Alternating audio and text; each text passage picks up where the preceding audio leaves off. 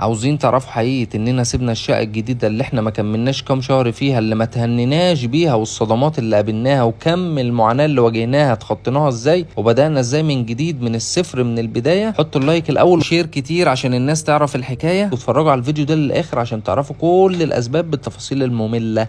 اخواتي السلام عليكم يا جدعان. عاملين ايه يا ولاد؟ صلى على الحبيب قلبك يتيب، وما تنسوش تدعوا لاخواتنا في الدول العربيه المجاوره. وتعالوا نبدا حكايتنا اللي لا تسر عدو ولا حبيب. في البدايه خد الكلمتين دولت من اخوكم عن نصيحه وعن تجربه. خلينا متفقين ان لا اعتراض على حكم ربنا سبحانه وتعالى، لان الله قال في كتابه العزيز: بسم الله الرحمن الرحيم، وعسى ان تكرهوا شيئا وهو خير لكم، وعسى ان تحبوا شيئا وهو شر لكم. بكل بساطه ربك ما بيعملش حاجه وحشه في حد، وكل شيء اسمه نصيب. واحنا وقت ما ربنا خلقنا على وش الدنيا واحنا في اختبارات وابتلاءات، والشاطر اللي عدى من المحنه هو كسبان مش خسران. وربك اذا حب عبد ابتلاه. الابتلاءات والاختبارات كتير، مثلا عدم التوفيق في شيء معين، مثلا في بيت او شغل او مال او زواج او اولاد او صحه او راحه بال، فده بيكون ناتج عن حاجتين لا تالت لهم. اول حاجه يا اما ابتلاء او بلاء، بمعنى ان ربنا بيكون بيحب عبد فبيبتليه عشان يشوف صبره وقوته وتحمله، او بيبتليه وعشان عمل معصيه وعاوزه يرجع له. بس الشاطر اللي يفهم ان لا رد القضاء الله، يعني ايه ايا كان اللي بنمر بيه فلازم في الاول والاخر نرجع لله سبحانه وتعالى، عشان هو بيده كل شيء. والراحه الموجوده عند التقرب عند الله عز وجل، مش موجوده عند اي حد من البشر. يعني لو شكيت لحد قريبك او صاحبك او حبيبك مش هيقدر يفيدك غير بمشيئه الله عز وجل، عشان ده تقدير الله. وانا بقول لكم الكلام ده ليه دلوقتي؟ عشان مرينا بمحن مش هقدر اقول عليها محنه، لان دي بعتبرها منحه من الله عز وجل. يمكن كنت مقصر في اشياء كتير فربنا حب يبتلينا عشان يشوف صبرنا وهنرجع له ولا هنهرب من قضائه. مش هنكر اننا مرينا باوقات عصيبه، بس لجأنا لله عز وجل بمساعدته لينا وببعض الاشخاص اللي ربنا ألهمهم. قدرنا ان احنا نمر من هذه الازمه، عشان جه علينا وقت حسينا ان خلاص الدنيا وقفت. ربنا حب يقول لنا ازاي الدنيا وقفت وانا موجود. ربنا كبير يا جماعه، اقسم بالله ربنا كبير وجميل وكريم. ياه على جميع عطايا ربنا سبحانه وتعالى. وعن تجربه شخصيه مجربه مليار في المية، ان مفيش اي حد بيدعي الله عز وجل ويعود خالي الوفاض. يعني لما اتحطيت في المحنه لجأت الاشخاص كتير محدش قدر يساعدني. فاول ما نزلت المسجد وقفت على سجادتي وصليت ودعيت، واراد الله عز وجل ان يبدل حزني فرح ومحنتي دي لمنحه، ويرزقني من واسع فضله وعطائه. ومن عليا ان احنا نلاقي اللي كنا بندور عليه. والحمد لله دائما وابدا غرقانين في نعمك يا رب. الحمد لله في السراء والضراء، الحمد لله على كل شيء. في كل وقت وفي كل حين لازم نحمد ربنا على كل شيء ربنا كتبه لنا. والشكوى لغير الله مذله. فانا بطلب من اي حد يشوف الفيديو دوت يشيره ويشاركه لاكبر عدد من الناس، عشان لو حد وقع في مشكله او ظرف يسمع الكلمتين دولت ويعرف انه لا ملجأ لغير الله عز وجل. وحابب اوصيكم بالصبر عند المحن والدعاء عند الحاجه. والكلام دوت عن تجارب شخصيه اقسم بالله يا جماعه مرينا بيها. وصدق المثل اللي قال: اسال مجرب ولا تسالش طبيب. والله انا بقول لكم الكلام ده نصيحه مني كنصح لاهلي، فمن شاء عمل به ومن لم يشأ فاجره على الله. واحب اذكر نفسي واذكركم ان لا ملجأ لغير الله عز وجل، والصبر عند المصيبه. الصبر مفتاح الفرج. ما تستعجلوش على الحلول يا جماعه، انت مش عارف ربنا بيدبرها لك ازاي وبيرتبها لك ازاي. فكل شيء عنده بمقدار. ابشر وصل على الحبيب لان صلاته مسك وطيب. ملخص الحوار ده كله: اي حاجه تحصل لك او اي حاجه انت عاوزها لازم تلجأ لله سبحانه وتعالى في الحلو والوحش. صلي الفروض الاساسيه والسنن واللي نفسك تعمله، او اي حاجه انت عاوزها صلي صلاه الاستخاره. استخير ربك في كل شيء. ولو عاوز حاجه بشده صلي صلاه الحاجه، وادعي كتير وابكي وتأثر في الدعاء، وصوم واعتمد على الله في كل شيء، في كل كبيره وصغيره. وما تقولش عندي هم كبير، قول عندي رب كبير. هتلاقي كل حاجه في التقرب من الله عز وجل. وبس كده. واسف لو طولت عليكم، بس انا حبيت اذكر نفسي واذكركم باللي انا عملته واللي المفروض يتعمل. وفي السريع البريع تعالوا نشوف العيال دي بتعمل ايه. بصراحه العيال دي نعمه من عند ربنا، عيال منجزه فعلا كده وسريعه وبريعه كده. اللهم بارك بجد. ربنا يرزقنا ويرزقكم بالخلف الصالح يا رب العالمين. بص الواد ياسو بقى، والواد حوده، والواد بولا، والواد احمدات وايمونات، وبقى ايه العيال اللي هربانه من اهليها دي وجايه عندنا يا جدعان؟ هنا كتكوت قالت حتما ولا بد الم مكروناتي وزيتي واشيائي. وبصراحه يعني العيال دي انجزتنا فعلا، بقوا يشيلوا الرفايع كده والحاجات كلها. وده الواد ياسو، وده عبود على الحدود، اللهم بارك يا جدعان. وده حسام النجعاوي مؤدي ومطرب مهرجانات. وهنا بقى اخواتي في الارياف وفي الفلاحين غير. هنا تلاقي كله بيساعد بعضه. يعني احنا كنا بننقل، مش تجيب بقى الجماعه الصعايده دولت بقى ينزلوا لك العفش بتاعك والحاجه بتاعتك كلها، ويقول لك يا صاحبي احنا هنجيب ونش بقى ب 2000 جنيه وب 3 4000 جنيه والكلام من الكلام ده. هنا كلها بالحب يا اخواتي، هنا لسه في الخير بتاع زمان، بيقفوا جنب بعضيهم باللف. اهم حاجه هنا في الفلاحين اللف. وفيهم ميزه جميله كمان، ان هنا محدش بيبص على حد ولا بيبص على رزق حد ولا بيعمل ايه ولا بيسوي ايه ولا دوت كبر ازاي ولا صغر ازاي ولا بقى معاه فلوس ازاي. محدش بيبص لحد هنا يا جدعان، كل واحد في حاله، لان كلهم شبعانين وكلهم الله اكبر معاهم ملايين وفدادين بقى والكلام اللي بالكوا فيه ده. فمش محتاجين اصلا يبصوا على حد، لان هم مرتاحين ماديا وماليا ونفسيا. فالفقير هنا اللي هم بارك يعني بتلاقي معاه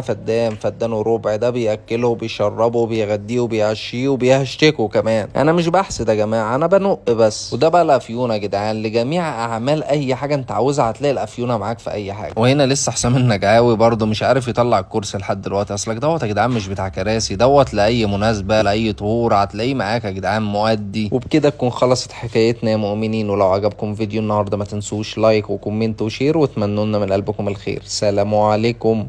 ألف سلام.